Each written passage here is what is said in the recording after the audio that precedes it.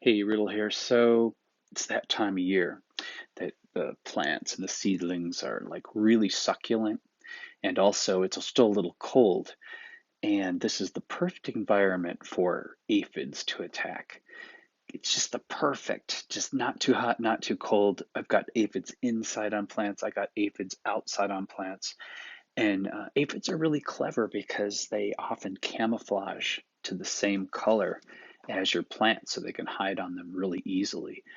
Also, they live bear their young and they can make hundreds and hundreds of themselves within just a couple weeks. So you got to get on them right away. I try to be as organic as possible. So the easiest solution to killing aphids and being somewhat earth friendly is this. I'm going to try to reverse and see if this is going to turn around so I can show you. So let's see here. Aha. So this bottle was a lime away bottle and I rinsed it thoroughly so I could use it again instead of throwing it away or recycling it. You're going to want to fill your water, rinse it really, really thoroughly, and make sure that you spray tons of the water through it so you don't have any of that chemical residue. Next, you want to put your water in first. Warm water, lukewarm water is best. Then you have two options. You can either put 2 tablespoons of soap. That's a must. You definitely want 2 tablespoons of soap. I use all natural soap.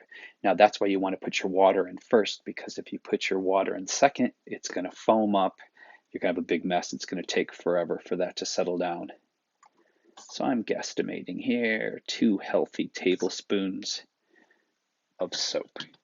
Now what that's going to do is it's going to coat the insects so they can't breathe, because most insects actually breathe through their skin.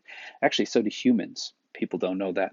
Now you have an option. You can either add 2 tablespoons of just plain old ammonia or 2 tablespoons of orange oil. Orange oil can be a little expensive, but I really like it. It's super powerful. You can get it about anywhere. You can see it says home and garden on it. So next I'm going to add 2 caps of my orange oil. Do, do, do, do, do. Do, do, do, do. And then orange oil is super concentrated, by the way, same as ammonia. The advantages of using ammonia, and I guess you could use both together, but I haven't tried that yet, so I don't know if there'll be a chemical reaction. But you want to go light on the orange oil, and you don't want to overdo the ammonia either, because, well, the great thing about the ammonia is it actually will feed your plants on the leaves. It works as a foliant, so that's the plus about the ammonia. I'm shaking this really well.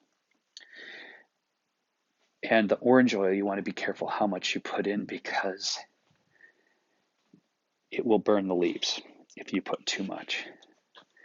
So we're coming out now to our roses.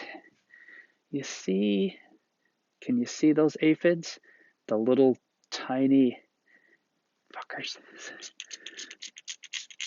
Look at that, they're already dying. See them falling off? So basically they like to cluster around the buds mainly.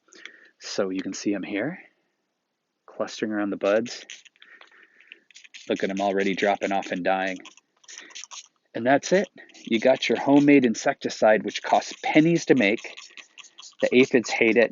It's earth friendly, and we're good to go. And that is, my friends, how you control aphids on your vegetables and on your flowers. Take care of yourselves and take care of each other. If you like my quick money saving tips, organic gardening, art, and occasional magic, please subscribe. It helps. Bye.